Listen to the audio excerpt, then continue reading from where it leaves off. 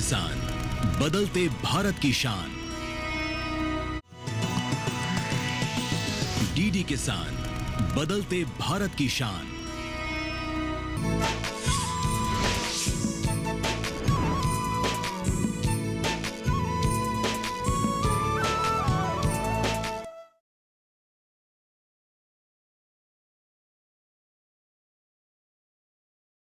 क्या हुआ मुरारी चाचा, आप इतने गुस्से में क्यों हैं? और मास्टरनी जी आप यहाँ क्या कर रही हैं? मैं चाचा से मिलने आई हूँ। उनका तबीयत खराब है और इसीलिए ये मेरा फर्ज बनता है कि मैं उनका हालचाल पूछूं। आखिर हम एक ही गांव में रहते हैं और ये हमारा फर्ज बनता है कि हम एक दूसरे के सुख दुख में सम्मिलित हो। तुम्हें इस गांव में रहने दिया जा रहा है, वही बड़ी बात समझो। गांव के किसी भी कामों में तुम्हें दखलंदाजी देने की कोई जरूरत नहीं है। गांव के सभी काम देखने के लिए हम हैं, तुम्हें जरूरत नहीं है। चलो जाओ यहाँ से, वरना। चाचा जी आप इतना गुस्सा मत कीजिए। मास्टरनी जी आप यहाँ तक आई उसके लिए बहुत बहुत धन्यवाद। मैं पिताजी का ध्यान रख लूंगा। अभी आप चली जाइए। भुवन, मैं तुम्हें भी समझा देता हूँ। आज तो ये चली जाएगी, अगर आइंदा इसे यहाँ देखा ना तो उसके लिए तो परेशानी खड़ी होगी ही, और साथ में तुम्हारे लिए भी। हमारे गांव के लिए अभिशाप है लड़की, मनूस है, और इसके परिवार के कारण ही हमारे गांव की बहू बेटियां घर से निकलने से डरती है। अरे ओ लड़की, अभी तक यहीं खड़ी हो? इतनी बात सुनने के बाद भी तुम्हें शर्म नहीं आई? चल जा यहाँ से, जा।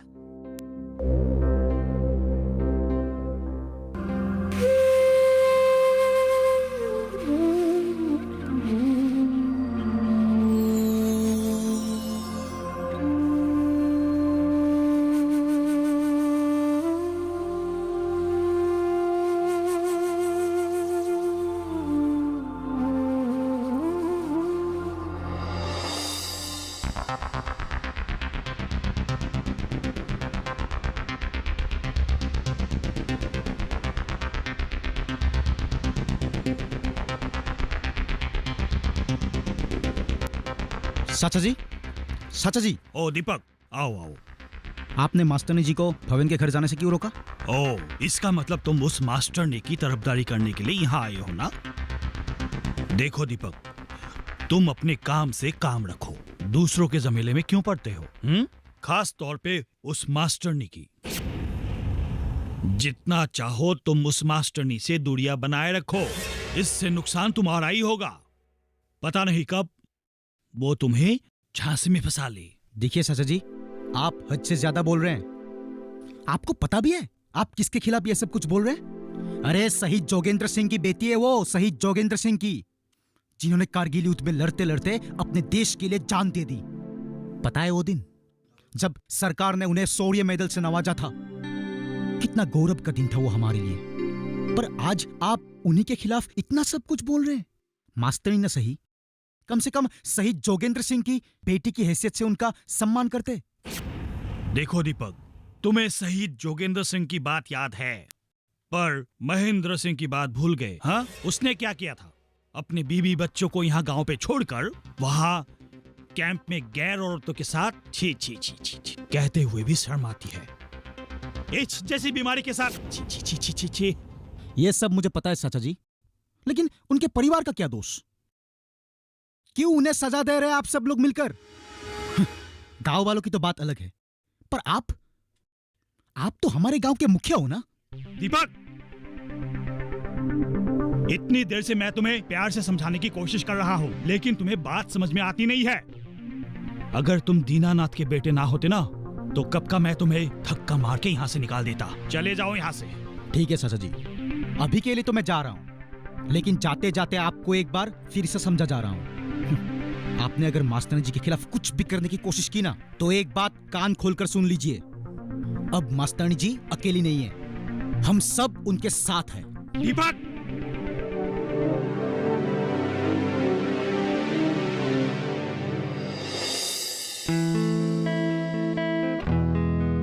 अरे भुवन, कहाँ जा रहे हो? बस भाभी, दीनानाथ चाचा के यहाँ जा रहा हूँ। उन्होंने मेरे लिए कोई काम की व्यवस्था की है। अरे ये तो बहुत अच्छी बात है। हाँ भाभी। अच्छा, चाचा जी की तबीयत कैसी है? वो मेघाली बता रही थी कि उनका तबीयत कुछ ठीक नहीं है। क्या बताऊं भाभी, मुसीबतों ने तो जैसे हमारे घर का रास्ता ही पकड़ लिया है, एक के बाद दूसरी। एक तरफ खेती बाड़ी है नहीं, ऊपर से पिताजी की बीमारी। तो उन्हें अस्पताल क्यों नहीं लेके जाते हो? अस्पताल? हाँ, डॉक्टर अच्छे से चेकअप करेंगे तभी तो पता चलेगा बीमारी क्या है। और तुम अब भी नारायण बेद जी के इलाज पर भरोसा कर रहे हो? अब आप भी शुरू हो गई। देखिए, मुझे आपकी इन सब बातों में कोई भी रुचि नहीं है। और वैसे भी दीनानाथ चाचा मेरा इंतजार कर रहे होंगे। मैं चलता हूँ। अरे सुनो तो, ये लड़का ना किसी का नहीं सुनता।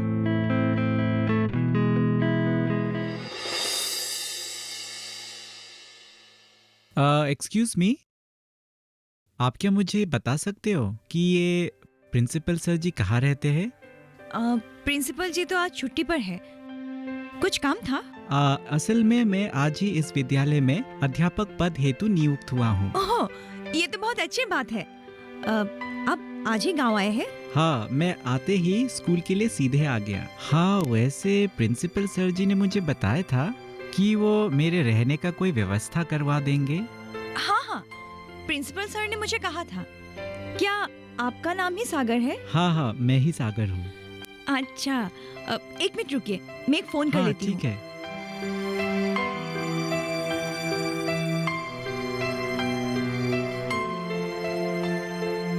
हेलो।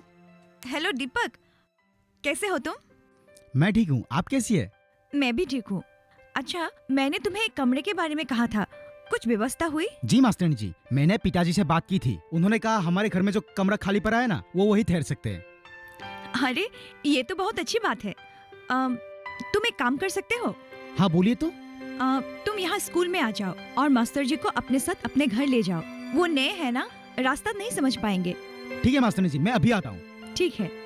अच्छा, मैं रखती हूँ। आपके रहने का व्यवस्था हो गया है। ठीक है। दीपक आ रहा है आपको लेने के लिए। आपका बहुत बहुत धन्यवाद। नहीं, ये तो मेरा फर्ज था।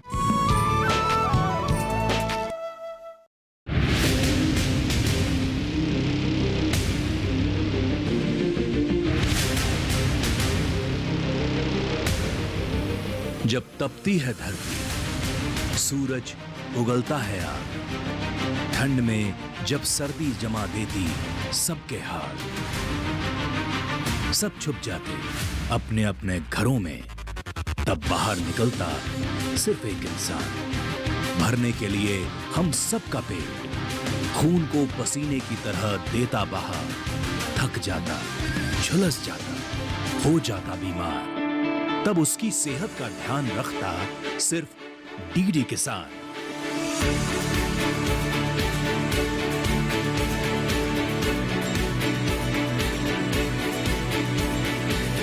देखिए स्वस्थ किसान शनिवार शाम 6 बजे लाइव, सिर्फ दूरदर्शन किसान चैनल पर।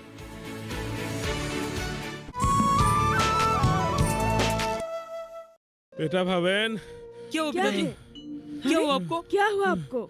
सुशीला बेटा, पता नहीं, सुबह से सीने में बहुत ज्यादा दर्द है रे। आप तो ठीक है ना? नहीं, सीने में बहुत ज्यादा दर्द है। भवन, जा जल्दी दवाई लेके आ। पर दवाई तो मैंने पिताजी को सुबह ही दे दी थी। नहीं बेटा, सुबह दवाई खा लिया लेकिन कुछ असर अब क्या नहीं हो करें रहा माँ? है। हाँ, मैंने तो कहा था ना, हाँ, मुझे उस तांत्रिक के दवाई के ऊपर कोई विश्वास नहीं है, लेकिन आपने ही जिद किया था। जल्दी जाकर मास्टर जी को बुला ला। ठीक है, मैं एक काम करता हूँ, मास्टर जी को अभी फोन करके यही बुला लेता हूँ। जा।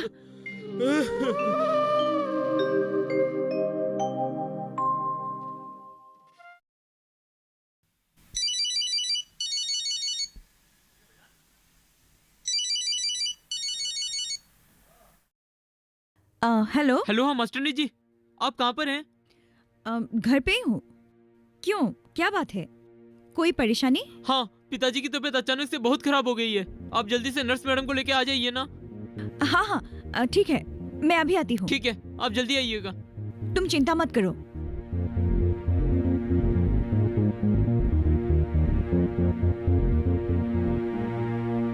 भाभी, मैं जरा बाहर से आती हूँ।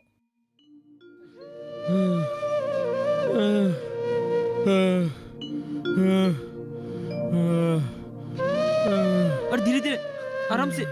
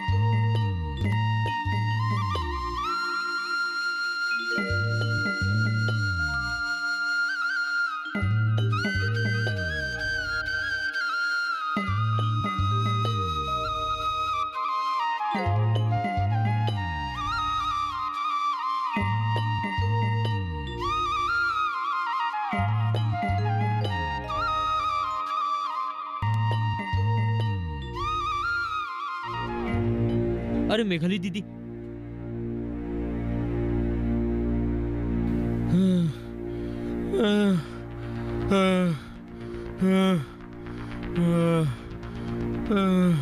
क्या हुआ है इन्हें? सीने में दर्द है, सांस लेने में तकलीफ होती है। कब से हो रही है ये प्रॉब्लम? करीब 1 साल हो गया है। 1 साल हो गया है और आप लोग अब मुझे बुला रहे हैं? वो क्या है ना सिस्टर, हमारे गांव में एक नारायण बेद नाम के एक तांत्रिक हैं, बस उन्हीं से इनका इलाज चल रहा है। आज दुनिया कहां से कहां पहुंच गई है और आप लोग अभी भी तांत्रिक के चक्कर में पड़े हैं। क्या हुआ है इन्हें? मुझे हृदय संबंधी दिक्कत लग रही है। हृदय संबंधी दिक्कत? पर पिताजी ठीक तो हो जाएंगे ना? तुम चिंता मत करो, तुम कल ही पिताजी को अस्पताल ले जाना और वहाँ अच्छे से चेकअप करवाना। ठीक है मास्टरनी जी, मैं कल ही पिताजी को अस्पताल लेकर जाऊंगा।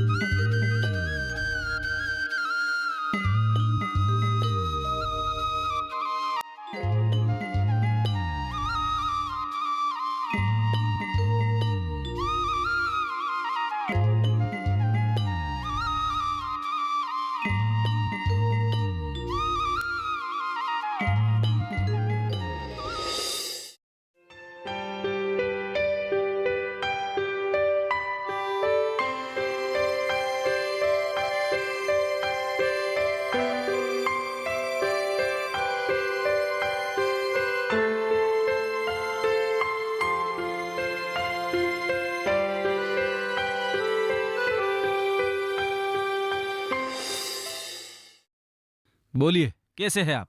मैं तो बढ़िया हूँ, यहाँ से गुजर रहा था। हाँ। सोचा तुमसे मिलकर चलूं। और बताओ तुम कैसे हो? मेरा कैसा होगा, आप तो जानते ही हो। आपके भाभी जी के गुजर जाने के बाद घर एकदम सूना सूना सा लगने लगा है। क्या दीनाना, तुम भी ना, जो हो गया सो हो गया। अभी वो सब सोच कर क्या फायदा? हाँ, अब आगे की सोचो। ये दीपक कहाँ है? दिखाई नहीं दे रहा है। हाँ, वो बाजार गया है सब्जी लाने, आता ही होगा। सुना है मास्टर तुम्हारा घर में रह रहा है। हाँ, वो कहाँ है? वो भी बाजार गया है दीपक के साथ। बोला थोड़ा गांव को भी देख के आता हूँ। देखो भाई दीनानाथ, तुम मेरे अपने हो, तुम्हें मैं अपना भाई जैसा मानता हूँ। हाँ, इसीलिए कह रहा हूँ, थोड़ा सावधान रहो। ये जो दूसरे गांव से आए हुए लड़के हैं ना, इन पर ज्यादा भरोसा करना ठीक नहीं है। अभी घर में रख लिया तो रख लिया, लेकिन इनकी हरकतों पर ध्यान रखना मास्टर जी। अरे मास्टर जी, आइए आइए, मैं आपके बारे में ही बात कर रहा था। कब से इसे समझा रहा था कि कितना महान काम किया है दीनानाथ ने। हाँ, तुमने बहुत अच्छा काम किया। हाँ। जो मास्टर जी जैसे लोगों को अपने घर में पनाह दिया। बहुत अच्छा, बहुत बढ़िया। नमस्ते। नमस्ते नमस्ते मास्टर जी, आपने शायद मुझे पहचाना नहीं। मैं हूँ इस गांव का मुखिया, मुरारी। अच्छा, बहुत खुशी हुई आपसे मिलकर। जी जी, बहुत बहुत धन्यवाद। अच्छा, अभी आप लोग बैठकर बातें कीजिए, मैं चलता हूँ, एक जरूरी काम से बाहर अरे जाना ऐसे कैसे जाओगे? चाय तो पी के जाइए। तुम जाओ, एक कप चाय बना के लाओ मुड़ा नहीं रिसेस नहीं के लिए। दीपक, रहने दो। क्या तुम भी ना? अरे भाई, मैं हूँ घर का आदमी, मैं तो आता जाता रहता हूँ, कभी भी चाय पी लूंगा। तुम चाय पिलाओ हमारे मास्टर जी को। वो है इस घर का मेहमान है। वो कहते ना क्या कि अतिथि देवो भव। ठीक है। निक्की, पढ़ाई कर रही हो? माँ, ये क्या होगा? दिखाओ। Addition table. एडिशन मतलब जोड़ना। जैसे 2 + 2 4, फिर 4 + 2 1 2 3 4 5 6 6 हुआ ना? फिर 6 + 2 कितना होगा? 8। Very good. अब लिखो। हमारे सागर सर ने भी ऐसे ही सिखाया था। सागर सर? कौन सागर सर? हमारे स्कूल के नए मास्टर जी। लीजिए, स्वभाव के बहुत ही अच्छे हैं। ये तो बहुत अच्छी बात है। कभी उन्हें हमारे घर पे भी बुलाना। ठीक है भाभी, मैं उनसे कहूंगी। वैसे रह कहाँ रहे वो? कोई रिश्तेदार है इस गांव में उनका?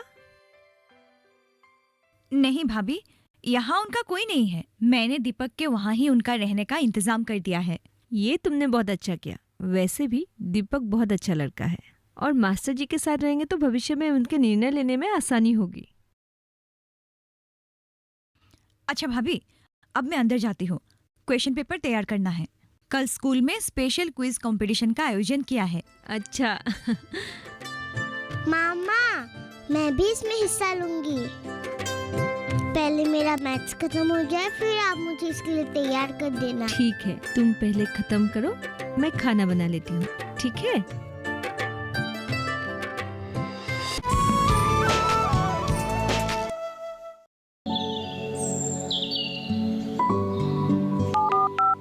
हेलो।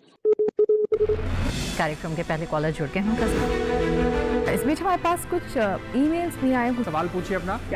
में जो मकान पैदा करेंगे, इनमें कौन सी सावधानी बरतनी है? गर्म इलाकों के लिए आप HRM 99 इनसे आप कुछ फल ले सकते हैं। जैस्मीन के पेड़ पे जैस्मीन फल निहाय। उसको पूरी खुली धूप चाहिए। फसल में कीट लगा हो या कोई बीमारी, पशुपालन में हो कोई दिक्कत या चाहिए कोई जानकारी, फोन उठाइए, नंबर मिलाइए और कहें हेलो किसान।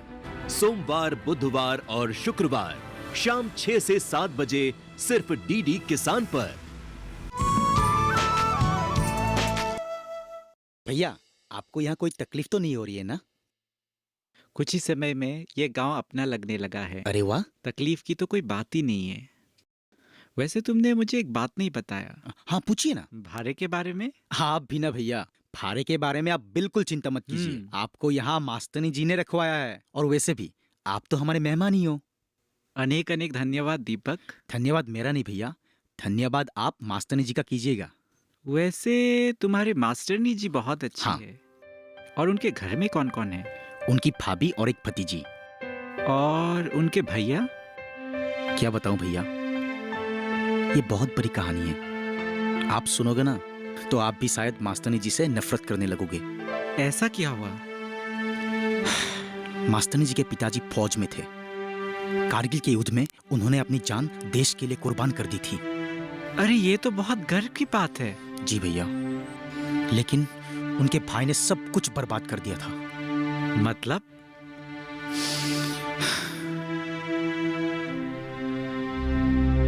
जो इज्जत मास्टरनी जी के पिताजी ने समाज में बनाए थे,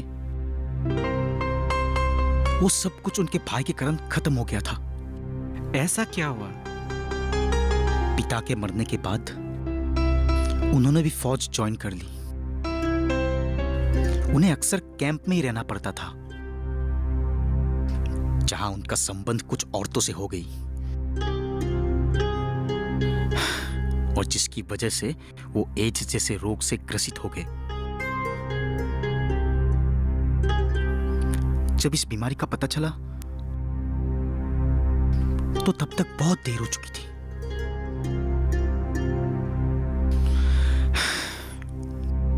डॉक्टर ने उन्हें बचाने की बहुत कोशिश की, पर उन्हें बचा ना पाए। क्या? ये तो बहुत बुरा हुआ। लेकिन इसमें मास्टरनी जी का और उनके परिवार का क्या गुनाह? मास्टरनी जी के भाई तो इस दुनिया से चले गए, लेकिन जाने से पहले ये लाइलाज बीमारी अपनी बीबी और बच्ची को भी ग्रसित कर गए।